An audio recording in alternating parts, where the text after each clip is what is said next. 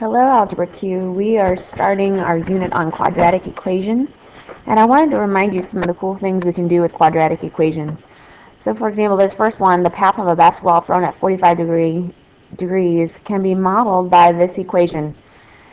This equation comes from physics, so when you get into physics, or if you've already been in physics, you'll start learning about velocity and acceleration and all that. But because of physics, we can write this quadratic equation. And here's another example of path of a shot put. If any of you are in track, you know what a shot put is. And there's lots of any object that can be thrown or dropped can be modeled by a quadratic equation, and there's many more applications of quadratics. So it's important that we study them. We have a lot of use for them. So let's look at the standard form right now. Remember that the standard form of a quadratic looks like ax squared plus bx plus c. And the ax squared term, that's what we call the quadratic term. All right, and remember when you learned the quadratic formula, we use a, b, and c in our quadratic formula. And we will go over the quadratic formula later in the unit. The bx is the linear term, and we call that the linear term because the x does not have an exponent on it. Notice that the quadratic term has an x squared on it. And then c is the constant term because constant means that there's no variable with it. So if there's no variable with it, we just call that constant. All right, so we are going to write the following equations in standard form. And I want to remind you about FOIL. Remember, FOIL stands for first, outer, inner, and last. And if you didn't learn that, that's okay. It just is a way to organize your work when you distribute. So when I do the first, I'm doing 4x times x. And when I'm doing outer, I'm doing the 4x times negative 6. Those are the outermost ones. And then when I'm doing inner, that's 3 times x. And then the last ones in each parenthesis, 3 times negative 6. So that's all we're doing. So if we do that, 4x times x, that's 4x squared. 4x times negative 6 is negative 24x. 3x times x is 3x, and then 3 times negative 6 is negative 18. Now the other thing you got to remember to do is combine like terms. So don't forget about these like terms of negative 24x and 3x. So when I combine those together, we get negative 21x. And now that is written in standard form. So I can identify my A, my B, and my C. All right, let's do the same thing. You try this next one on your own. And pause the video and see if you can FOIL that out. And when you unpause it, you'll see the answer. All right, so here's your answer. You should have gotten 2x squared minus 9x plus 10. Again, that's just from distributing, and you can see my 4 terms that I got when I distributed. So make sure you're getting those 4 terms and that you're combining those like terms together appropriately.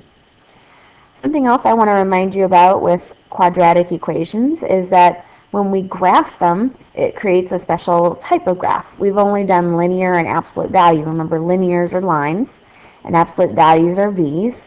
But quadratics are those U-shaped graphs, which are called parabolas. So I want to remind you, if I have a quadratic equation like this, I have x squared minus 4. Notice that my a value is 1, my b value is 0, and my c value is negative 4. So look at the graph over here. I have a U-shaped parabola, and notice where the vertex is. It's down here. Remember, the vertex is at the bottom or the top of the U. And watch what happens as I change. I'm going to change my a value. So I'm going to increase my a value to 2. Notice what happens as I increase. That parabola gets skinnier and skinnier.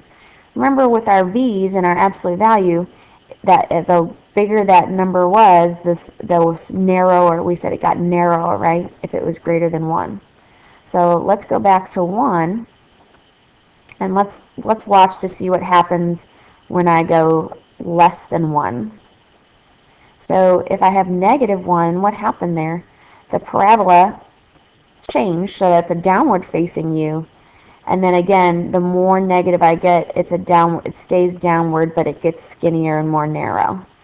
So what I want you to notice is, if we go back to our notes, that if A is greater than 0, the parabola opens upward. All right, so it looks like this. And I also know that, that's not what I wanted.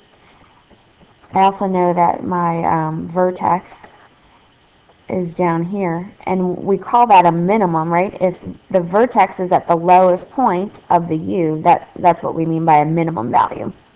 The other thing I want to remind you about is that the vertex is right smack dab in the middle of the U, and we call that middle the axis of symmetry. So I have this dotted green line here. That's our axis of symmetry. So your vertex will always be on the axis of symmetry. The other thing we noticed when we were playing with the A value is that if A is less than 0, if it was negative, then the parabola opens downward. So our vertex is going to be at the top of that U. The U is facing downward, and the vertex is at the top. So if something's at the top, it's the maximum value. So that's our vertex, that's the max. So I want you to keep that in mind, so that when you are graphing your quadratic equations, you should be able to look at that A and predict how that parabola is going to open. So let's do some examples real quick, just to practice how it's going to open. So if I look at this first, f of x, careful here, they didn't put it in the correct order. Do you notice how your bx comes first, then your ax squared, then your c? So when I'm trying to decide which way the parabola opens, I need to look at this term right here, the x squared term, the quadratic term. So notice that A is positive, it's positive 2, so that means that the parabola opens up. If we look at this bottom one, g of x, again, be careful, they're trying to trick you by not putting it in the right order, so don't just look at that first number, 7, that's not what tells us about the parabola opening up or down, this one does. So make sure you're looking at -2. So A is -2. So since it's negative, the parabola opens down. All right, so now let's get more specific on how to graph our quadratic in standard form. So this is on the back of your notes. And the first step we're going to do is find the vertex of the parabola. That seems to be a very important point. So here's your formula for finding the x-coordinate of the vertex. So you might want to highlight this or put a box around it or something, because that's important. Notice that it says -b over 2a. The b and the a are going to come from the equation. Remember how we were listing a, b, and c. Okay. Once you find your x-coordinate, then you're going to plug in the x-coordinate into the quadratic equation. That's going to give you your y-coordinate, and I'm going to do an example in just a minute. So let's say we found our x and y coordinate. Now what we're going to do is we're going to make a table of values. So we're going to make, in our table of values, we want to find 2 x values that are smaller than that vertex, and then 2 x values that are bigger than that vertex. Okay, so we're going to end up with a total of 5 points in our table. And just like with the vertex, we're going to plug in those x values into our equation to get y values. And then once we have our table, we're just going to graph all 5 of those points and connect them to make a parabola. So let's do one so you see how that looks. So here's our equation. We're going to graph -x squared plus 4x plus 6. And the first thing I want to do is figure out what my a, b, and c are. So my a is that -1, B is 4, C is 6. So step 1, we have to find our vertex. And so when we find our vertex, the first thing we have to do is the x-coordinate. We're using that formula, negative b over 2a. So if I do that, my b is 4, so I'm going to do negative 4 divided by 2 times a, so 2 times negative 1. So I'm going to do negative 4 divided by negative 2, and that should be positive 2. Alright, so my x-coordinate on my vertex is positive 2. So now that I have my x-coordinate, I need to get my y-coordinate. So that's why I'm going to plug positive 2 back into the equation. Remember, when I plug something into an equation, I'm plugging in for x here and here. So I'm plugging in positive 2 in those spots. So I'm going to get y equals negative parentheses 2 squared plus 4 times 2 plus 6. Now, if this evaluation is overwhelming for you and you don't want to do it mentally, you can use your calculator to help you. However, if you use your calculator, make sure you plug it in with parentheses just like I have it here. Otherwise, your calculator will think you mean something else. Alright, so we're going to do it mentally. So 2 squared is 4. And so then I have to put that negative in front of that. So I have negative 4. Then 4 times 2 is 8. And then I have 6. So if I add all of those together, that gives me a value of 10. So once I have my vertex, I really want to put that in my table of values. Alright, so I know the vertex is going to be the middle value. And I said we want to find two numbers, two x values that are smaller than our vertex and two numbers that are bigger than our vertex. So up here, let's think of numbers that are smaller than 2. Well, that would be like 0 and 1, right? Those two numbers are smaller than 2.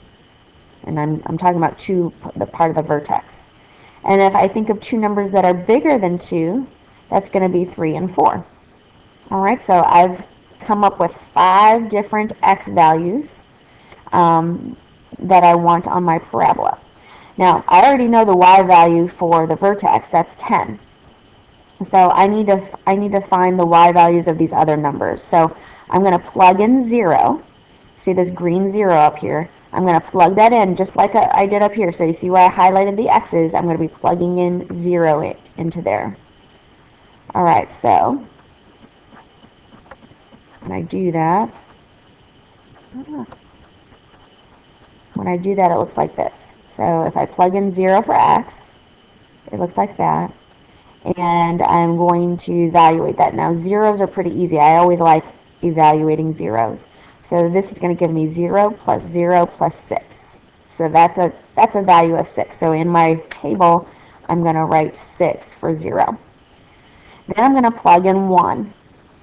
So now when I plug in 1, again, those are going where the highlighted x's are. So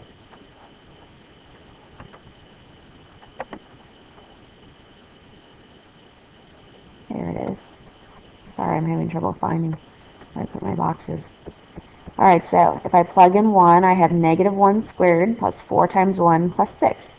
So if I evaluate that, that's negative 1 plus 4 plus 6. So if I add those together, that gives me 9. So I'm going to put 9 in my table. Now here's the thing about quadratics. If you're doing this correctly, then it should be symmetrical. Remember we talked about that axis of symmetry. So if I were to plug in 3 and 4, I should get symmetrical y values. So you see how 9 and 9 are the same, and then 6 and 6 are the same. That's because of that symmetry of the parabola. Now you can plug in 3 and 4 on a test to double check yourself, but it should be fine, and you should be able to just plug in these first two and then fill in the rest of these with symmetrical points. So let's graph that. So we've got our vertex is at 2, 10, so I'm going to graph that in red. So 2 all the way up here at 10. And then I'm going to graph the other points. So I'm going to have 0, 6. So 0, 6, 1, 2, 3, 4, 5, 6. That's 0, 6. And then I'm going to have 1, 9. I already have 2, 10. And then I'm going to have 3, 9. You see how that's right across from that 1, 9? And then I'm going to have 4, 6. So they're nice and symmetrical. If I were to draw a dotted line, draw a vertical dotted line through that vertex, you see how it's symmetrical there. So when I graph my parabola, I'm going to connect these points with a smooth U shape. And that's what it looks like. Alright, I'm going to put arrows on there to show that it'll keep going downward. Alright, so notice that our whole process was find the vertex, find some more points on either side of the vertex, so two numbers that are smaller, two numbers that are bigger, plug them in, and then graph them. And that's what we've just done here. So I'm going to do the next one. Our next one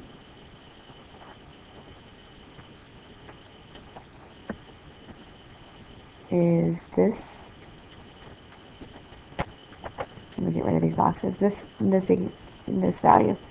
So see if you can identify the A, B, and C values and find the vertex. So pause the video right now and see how far you can get. Alright, so pause. Alright, now you've paused, and these are your A, B, and C values, and this should be what you get for your vertex. So for X, you should have gotten 1 when you did negative B over 2A, and then when you plugged 1 into the equation, you should have gotten a Y value of negative 2. Okay, did you get that? So that's what you should be putting in your XY table right now. So now see if you can set up your table. Can you find two numbers that are smaller than 1 and two numbers that are bigger than 1? So smaller than 1, that should be 0 and negative 1. Bigger, that should be 2 and 3. And then what do we do with those numbers? We plug them in to the equation, our original equation up at the top. We're plugging those numbers in for X. And that's going to get us our Y values. So plug those in. I'm going to choose to plug in the negative 1 and the 0. I'm not going to plug in 2 and 3. I'm going to use symmetry to plot those points. So when I plug in negative 1, here's all my work. And when I evaluate all that, I get an answer of negative 6. So that should go in my table. And then when I plug in 0, here's all my work. And I get an answer of negative 3. So negative 3 should go in your table. So then what should go in the rest of the table? If you're not going to plug in 2 and 3, think about what should go in the Y part. Do you know? Yeah, it should be negative 3 and negative 6. It should be symmetrical. These should match up, and these should match up. Alright, so now that we have our table, let's graph it. So I'm going to graph 1, negative 2. That's my axis of symmetry. 1, negative 2. There's my vertex. I'm sorry, it's my vertex. It's not my axis of symmetry. My axis of symmetry is that dotted line. So I'm going to draw a dotted line through that vertex. Remember, your axis of symmetry is always vertical. Alright, so I know that that's going to cut that U in half. Alright, let's plot the other points. So I've got negative 1, negative 6. 1, 2, 3, 4, 5, 6. There it is. And then I've got 0, negative 3. So 0, 1, 2, 3. Alright, those are the points that I found by plugging in. Now I'm going to use this axis of symmetry to do the mirror image. So my other point will be over here. That's 2, negative 3. And then my other point will be 3, negative 6. Alright, so I'm going to draw a nice U shape through those points. Oh, pretend that that went through there. Alright, so we have a nice U shape. And again, I can use that value of A. Remember, how we talked about A can tell us whether it opens up or down. Notice that A is negative here, and my parabola opens down. So that's a nice quick double check to see if I did it right. So if you're on a test and you want to make sure that your parabola is facing the correct way, then look at your A value. We can double check, go back to the first example, make sure we did that correctly. Yeah, our A is -1 and our parabola is opening downward. So we did that one correctly as well. Alright, so now try this last one all on your own. Pause the video, see if you can do the whole process by yourself. Okay, so when you did this process, you should have gotten these A, B, and C values. When you did your vertex, you should have gotten -3 for your x-coordinate and -3 for your y-coordinate. That's just all of my work. And then you should have put that in your table. And then the rest of your table, you should have gotten 2 numbers that are smaller and 2 numbers that are bigger.